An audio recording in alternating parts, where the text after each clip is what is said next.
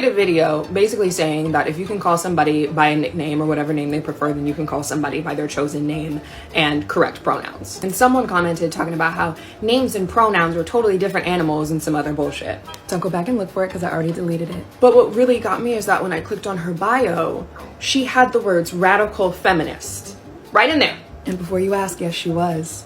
This is why any brand of feminism that isn't intersectional isn't actually feminism. And it's also why so many people of color and queer people feel alienated from the feminist movement, or white feminist movement rather. You guys are missing the mark, again, completely. And everyone who wants real equality for everyone and respect got exactly what the fuck I was saying. Okay?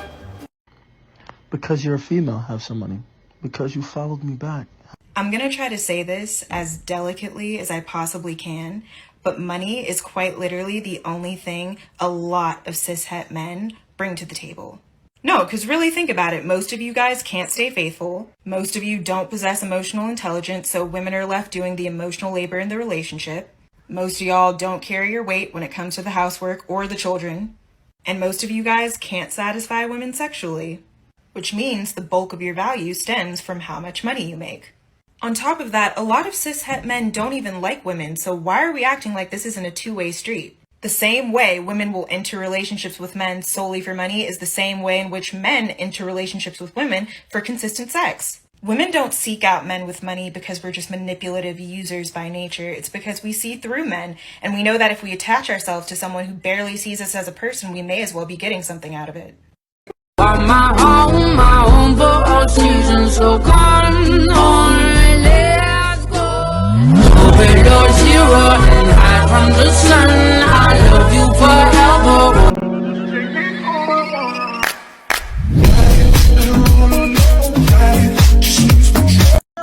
We adore men individually.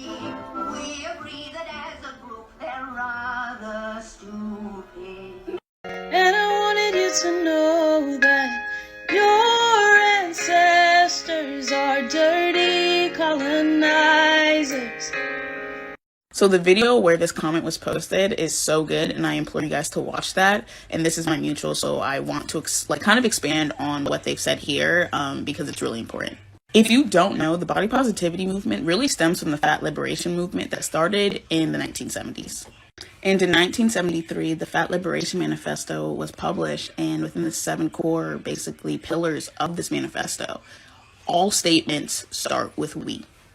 And when the body positivity movement started, basically in like the 2010s, the whole aim was to basically uplift fat and disabled bodies. But now, with the co-optation of the body positivity movement by white, able-bodied, and skinny women, it's kind of devolved into individualistic narratives that really don't push this movement forward, and also strays away from the fat liberation movement. If it doesn't push for togetherness and doesn't include marginalizing Black people, then it isn't body positivity. Feminism never taught me to be wary of men. It was men who taught me that. Feminism never taught me to not wear clothes that made me feel alright, to not go out alone late at night, to not trust any men until they prove their intent. It was men who taught me that by constantly harassing, hurting, and violating women. Feminism never taught me anything about men. It was men who taught me everything about men. The human brain doesn't fully develop until the age of 25. Why is your 30-year-old friend going after freshly turned 18-year-olds? It is predatory and you're taking advantage of young girls. Legality does not equal morality, and if men could, they would push the legal age to 16. Check your man friends who exclusively go after teens.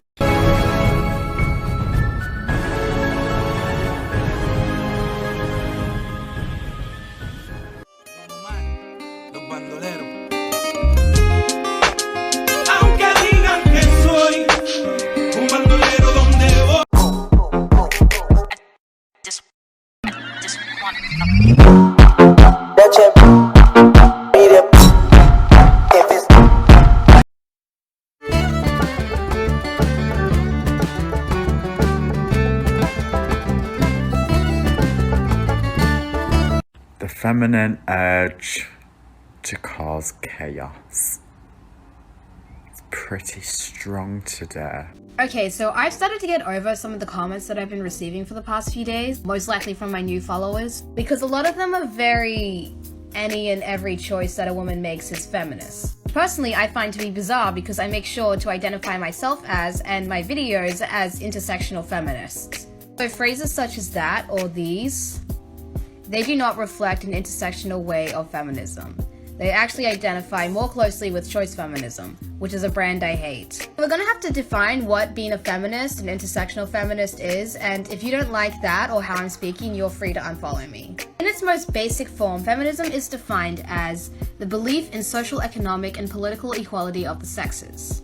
It's about dismantling the patriarchy rather than backing every individual woman's choice. Where intersectional feminism comes in is shining a light and listening to women who are not normally prioritized. So women of color, plus-size women, disabled women, trans women, just essentially women who are not white and skinny, because that's the only representation that us as feminists have been having for the past century.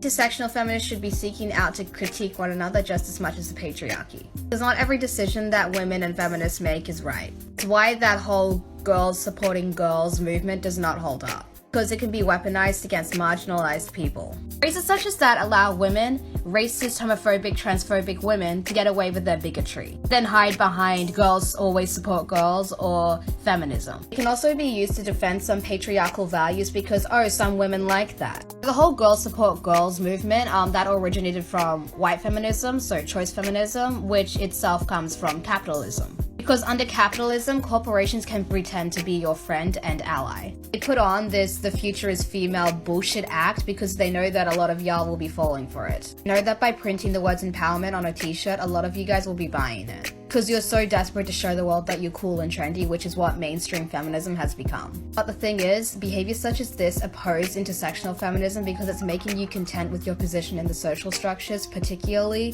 the patriarchy. Contentment is bad because that means that there's going to be a severe lack in reflection and questioning things, which therefore means that there's going to be less change. And this is by design. You're not meant to question anything. Movement has been co-opted and simplified to female pride. I want you to feel good and proud to be a woman because then you don't want to fight for anything. Just be focused on spending your money because you want to extend your stay. Part 2 coming out. And by the way, I have a question, and don't fight me because I know This just in. Young conservative girl with roots the size of a kaiju uses the same tired old blue-haired liberal joke. A slut doesn't exist except in the mind of a person conditioned to believe that a woman enjoying sex the way men do is somehow deviant. So one of my lovely followers suggested that I make a video on how TERFs falsely equate the performance of drag to blackface or minstrel shows. So this refers to how many white TERFs are against and offended by drag. They believe that drag queens are mocking womanhood and donning woman face. And they compare this to white actors who wear blackface or minstrel shows. This is such a deliberate and ahistorical misunderstanding of what drag is, not to mention how they conveniently leave out the existence of female and non-binary drag kings and queens. What we consider drag today started with the emergence of ballroom culture during the 1920s Harlem Renaissance. This was of course during a time where cross-dressing in public was considered a punishable offense. A sort of counterculture emerged. Balls became a place for LGBTQ individuals, particularly people of color, to express themselves freely. And although we can consider drag a form of satire, that doesn't mean it's mocking womanhood. It can be seen as satirizing a specific form of femininity, the opulent and extravagant fashion often worn by upper-class white women. Drag doesn't reinforce gender, but destabilizes it. It shows us how parts of what we consider natural manhood and womanhood are just a set of aesthetics, and how those aesthetics are often tied to race and class, and how people in power can violently gatekeep them. Which is ironic considering how TERFs gatekeep femininity from trans women. And minstrel shows and blackface are not comparable to drag. These things were deliberately used to villainize and dehumanize Black Americans as assertions of white power and privilege. Minstrels weren't subculture, they were created to entertain the dominant class and reflect mainstream attitudes. They didn't begin as a challenge to cultural norms, but as creations of long-standing negative stereotypes. This is one of those areas that shows how TERFs have a shallow understanding of race and LGBTQ history. Which is again ironic because these are people who claim to be intersectional feminists. I think a lot of liberal feminists might get mad at me for what I have to say, but I have to say it. I am sick and tired of seeing white women on this app and on Twitter saying, if Roe v. Wade falls, I'm gonna lose my rights. Because the fact of the matter is, Roe v. Wade is not the ceiling, it is the floor. And even then, it's a floor that has a lot of cracks and holes in it. And the people falling through those cracks and holes are not affluent white women, they are Black populations, indigenous populations, undocumented populations, trans populations. And low-income populations. These are the people who have a hard time accessing abortion care, even with Roe v. Wade standing. If you live in a blue state in the Northeast, the Mid-Atlantic, the Pacific Northwest, California, you will be fine. If you are an affluent white person, you will be fine. You will have an easy time accessing abortion care still. So instead of saying, I'm gonna lose my rights, me as a white woman, do your research and find out who already doesn't have that right. I can help you with that research. Even the military is woke and liberal now. Major sports leagues bow to them, except the UFC. This video is hilarious because this man is genuinely upset that the military has non-white people in it. And then he proceeds to follow that statement by being upset that major sports leagues are not homophobic. I made a video saying that 75% of being a conservative or Republican is just being a bigot, and every time they post, they always prove me right.